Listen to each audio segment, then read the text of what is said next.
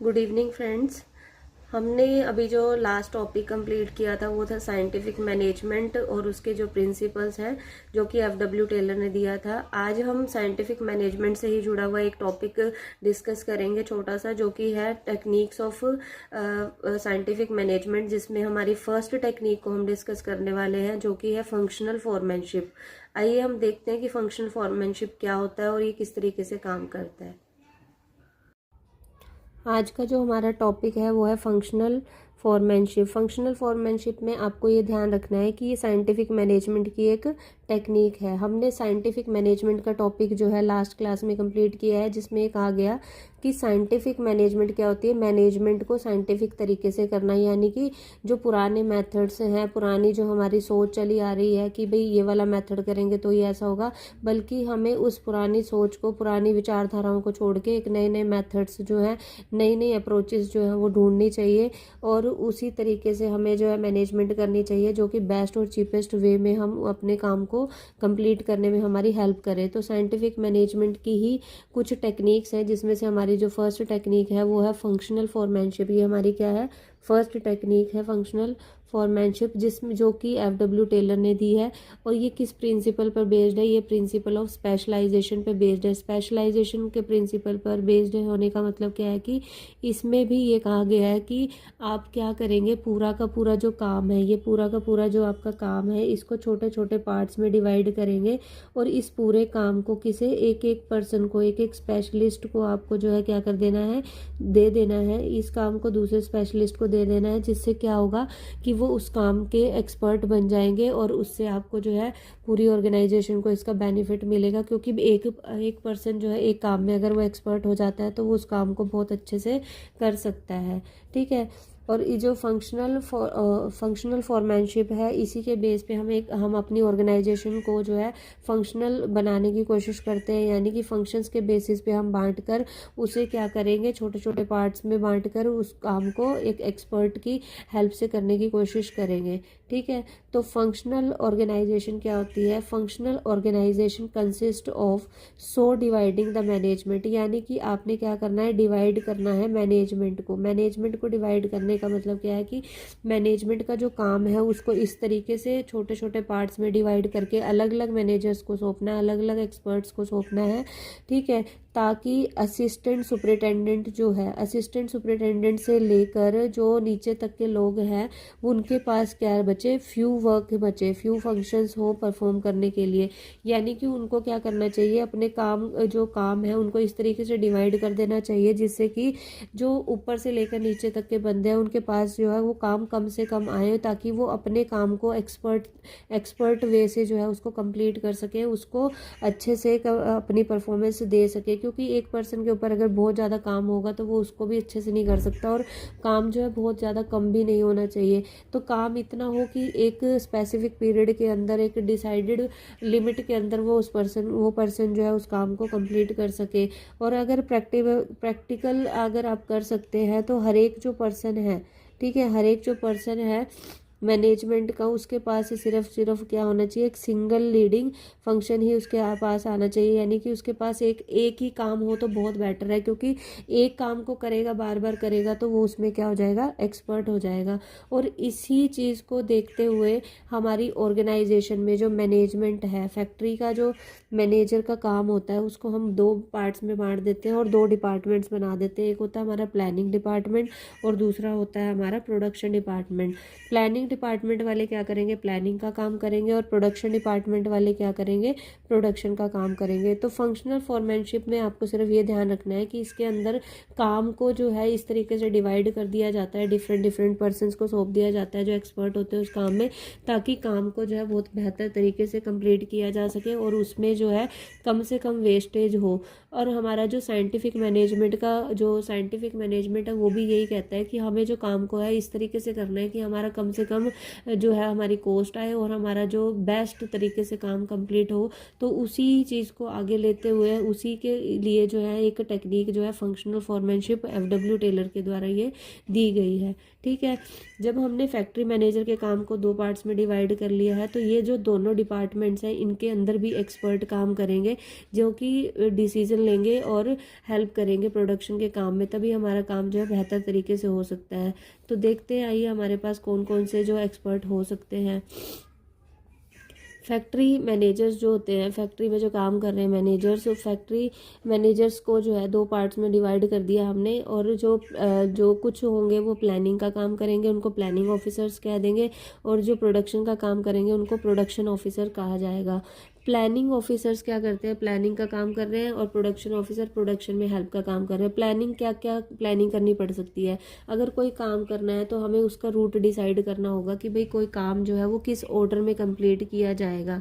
ठीक है, जो रूट क्लर्क होगा, अब रूट क्लर्क क्या होगा कि वो रूट डिसाइड करेगा, यानी कि किस ऑर्डर से होके हमारा काम जो है वो किस किस रूट के थ्रू होके हमारा जो टास्क है वो फाइनलाइज्ड होगा, यानी कि हमारा काम किस तरीके से पूरा होगा, कौन से स्टेप्स होंगे, जैसे कि पहले कौन सा काम किया जाएगा, बाद में कौन सा काम किया जाएगा। ठीक है, तो वो सारा रूट जो है वो डिसाइड करने का काम कौन करेगा, रूट क्लर्क करेगा। ना कि एक ही पर्सन को दे दिया कि ये सब काम आपको करने, नहीं, बल्कि रूट क्लर्क इसमें क्या कर दिया हमने, अलग कर दिया। वो डिसाइड करेगा कि आपको आज क्या करवाना है और कहाँ पे करवाना है, और कौन से route through which the task will be finalised, और किस तरीके से जो पर्टिकुलर काम है वो किस तरीके से पूरा होगा। ठीक है, तो रूट कलर का काम क्या होता है, रूट डिसाइड करना। नेक्स्ट हमारे पास आता है instructional card clerk. Instructional card clerk क्या करता है, इंस्ट्रक्शंस के कार्ड बनाता है, और वो किसको देता है, जो भी ग्रुप्स बनाए हुए हैं उनके जो हेड होंगे ना, वो उनको ये इंस्ट्रक्शन कार्ड्स जो है वो प्रोवाइड करने का काम करता है। अब ये इंस्ट्रक्शंस कार्ड में क्या होता है, इन इंस्ट्रक्शन कार्ड में ये बताया गया होता है कि काम का जो नेचर है वो क्या होगा, वर्क ऑफ नेचर क्या होगा, कि किस तरीके का काम हमें करना है, कौन से मेथड से हमने काम को करना है, कौन सा मटेरियल यूज़ करना है, कौन सी मशीन्स यूज़ करनी है, उनसे रिलेटेड जो इन्फॉर्मेशन होती है, जो इंस्ट्रक्शंस होती हैं, वो इंस्ट्रक्शंस कार्ड में लिखी हुई होती है। और ये इंस्ट्रक्शंस कार्ड जो है, ये इंस्ट्रक्शन कार्ड क्लर्क किसको दे देता है, ये जो इसका बॉस होगा, जो ये ग्रुप होगा ना, इसको ये दे देगा कि भाई आप अपने आप जो है करवा लो। ठीक है, उसके बाद जो टाइम एंड कॉस्ट क्लर्क होगा, टाइम एंड कॉस्ट क्लर्क क्या डिसाइड करेगा कि किस टाइम पे आपको काम को स्टार्ट करना है, किस टाइम पे वो काम खत्म होना चाहिए, और उस काम को करने में जो भी आपने गुड्स प्रोड्यूस्ड करी है उससे उसकी क्या कॉस्ट आनी चाहिए। ठीक है, कॉस्ट ऑफ गुड्स प्रोड्यूस्ड जो है वो भी डिसाइड करेगा, और टोटल ओवरऑल कितना टाइम में ये जो काम है वो कंप्लीट हो जाना चाहिए ये बताएगा। उसके बाद आता है हमारे पास डिसिप्लिन ऑफिसर। डिसिप्लिन ऑफिसर क्या करता है, वो ये डिसाइड करता है, ये इंश्योर करता है कि आपका जो भी काम है वो ऑर्डरली मैनर में होना चाहिए, यानी कि जो चीज़ डिसाइड करी गई थी वो उसी तरीके से हो रही है या नहीं हो रही है, ये सारा जो डिसाइड करने का काम कौन करता है, प्लानिंग ऑफिसर करता है, सॉरी डिसिप्लिन ऑफिसर करता है। ठीक है, तो प्लानिंग ये सारी जो है हमारी प्लानिंग के ऑफिसर्स जो हैं वो इन काम को करते हैं। इनका काम क्या था, रूट डिसाइड करना, इंस्ट्रक्शंस को डिसाइड करके इंस्ट्रक्शंस देना, टाइम और कॉस्ट डिसाइड करना, और डिसिप्लिन को ध्यान रखना। ठीक है, अब ये जो एक्चुअल में जो प्रोडक्शन का काम है वो सिर्फ प्रोडक्शन ऑफिसर्स जो है वो संभालते हैं, और ये प्रोडक्शन ऑफिसर्स ही हैं जो प्रोडक्शन को देखेंगे कि प्रोडक्शन एक्चुअल में ठीक से हो रही है या नहीं हो रही है। तो उसके लिए जो एक्सपर्ट यूज़ होते हैं वो होता है गैंग बॉस। गैंग बॉस क्या होता है कि अब देखिए पूरा काम जो है वो छोटे छोटे ग्रुप्स में बांट दिया जाता है, क्योंकि हर एक पर्सन जो है वो हर काम में एक्सपर्ट नहीं होता, बल्कि एक काम के जो है छोटे छोटे ग्रुप्स बना दिए जाते हैं। अब हर एक ग्रुप का जो है एक वो लीडर बना दिया जाता है, जिसे हम गैंग बॉस कहते हैं। गैंग बॉस क्या करेगा, वो उस ग्रुप से रिलेटेड जो भी उसको इन्फॉर्मेशन देनी है वो गैंग बॉस देगा, और जो वर्कर्स हैं, मशीनें हैं, वो प्रोडक्शन की पोजीशन में है या नहीं है, वो उनको चेक करेगा कि प्रोडक्शन ठीक से कर पा रहे हैं कि नहीं कर पा रहे हैं। ठीक है, और वो ये देखेगा कि नेसेसरी मटेरियल जो आपको प्रोडक्शन के लिए चाहिए वो प्रोडक्शन के लिए मटेरियल अवेलेबल है या नहीं है, मशीन्स है या नहीं है, और जो वर्कर्स हैं, मशीन है, दोनों प्रोडक्शन की पोजीशन में है या नहीं है। वो ये काम करेगा कौन, गैंग बॉस, उस जो ग्रुप का जो लीडर होगा वो। ठीक है, दूसरा हमारे पास आता है स्पीड बॉस। स्पीड बॉस क्या होगा, वो काम की स्पीड चेक करेगा कि हमने जो प्रिस्क्राइब्ड स्पीड थी, भाई स्पीड से काम होना चाहिए, उस स्पीड से काम हो रहा है या नहीं हो रहा है। अगर स्लो पेस से काम हो रहा है, स्लो स्पीड से काम हो रहा है, तो वो उसके रीजंस क्या रहे हैं, और रीजन को देखने के बाद वो उनको क्या करेगा, उसको रिजोल्व करने का कोशिश करेगा कि क्या रीजन है, किस क्यों स्पीड जो है कम हो रही है। क्योंकि हमारे स्पीड भी मैटर करती है। फैक्ट्री के अंदर तो बड़ी बड़ी मशीनें लगी होती हैं, उसमें स्पीड बहुत ज़्यादा मैटर करती है। क्योंकि मान लीजिए आप कपड़ा जो है वो आगे जाके कटिंग होनी है, तो अगर वो उस स्पीड से काम नहीं हुआ तो वो कपड़ा जो है गलत कट जाएगा और वेस्ट हो जाएगा। तो बहुत सारी चीज़ें हैं जिनको देखने की जरूरत पड़ती है। तो स्पीड बॉस जो है वो स्पीड चेक करता रहता है। उसके बाद होता है रिपेयर बॉस। रिपेयर बॉस क्या चेक करता है कि ये जो हमारे मटेरियल यूज़ कर रहे हैं, हम टूल्स यूज़ कर रहे हैं, मशीन्स यूज़ कर रहे हैं, वो वर्किंग के कंडीशन में है या नहीं है, क्या उनमें कोई टूट फूट हो गई है। क्योंकि इतने बड़े लेवल पे फैक्ट्रीज में काम होता है, तो उनमें जो है कुछ ना कुछ रिपेयर की जरूरत पड़ती रहती है, टूट फूट होती रहती है। तो उन मशीन्स को, टूल्स को जो है वर्किंग कंडीशन में रखना भी बहुत ज़रूरी होता है। इसलिए रिपेयर बॉस क्या काम करता है, रिपेयर का काम जो है वो देखता है कि हाँ भाई मशीन्स और टूल्स जो है वो वर्किंग कंडीशन में हमारी बनी रहे, रुकावट हमारी किसी तरीके से काम में ना आए। उसके बाद हमारे पास जो नेक्स्ट है वो है इंस्पेक्टर। इंस्पेक्टर का क्या काम होता है, वो इंस्पेक्ट करता है। किस चीज़ को इंस्पेक्ट करेगा, जो भी प्रोडक्शन हुआ, जो भी गुड्स प्रोड्यूस्ड हुई, मैन्युफैक्चर हुई, उनकी जो क्वालिटी है उसको क्या करेगा, इंस्पेक्ट करेगा कि जो क्वालिटी का, जिस तरीके का आप जो क्वालिटी का प्रोडक्ट बनाना चाहते थे उस तरीके का बना या नहीं बना, क्या स्टैंडर्डाइज क्वालिटी का जो हमारा प्रोडक्ट है वो बना कि नहीं बना। स्टैंडर्ड और एक्चुअल प्रोडक्ट में अगर कोई डिफरेंस आता है तो इंस्पेक्टर जो है उसके रीजंस का पता लगाएगा और करेक्टिव एक्शन लेगा।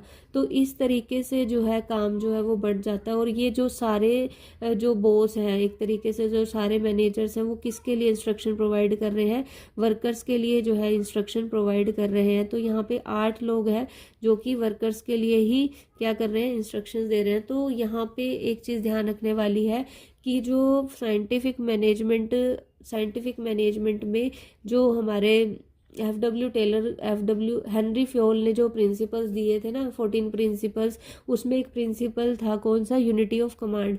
तो यहाँ पे जो है यूनिटी ऑफ कमांड का जो प्रिंसिपल है वो वायलेट हो रहा है, क्योंकि यहाँ पे 8 लोग हैं एक वर्कर के ऊपर जो उसको इंस्ट्रक्शंस दे रहे हैं। तो यहाँ पे उसको कन्फ्यूजन तो रहती है, बट फैक्ट्री फॉरमैनशिप जो है, फंक्शनल फॉरमैनशिप, वो बहुत ज़रूरी है। क्योंकि कोई भी काम जो है वो हमें एक्सपर्ट से करवाएंगे तो वो बेटर रहता है, ठीक है।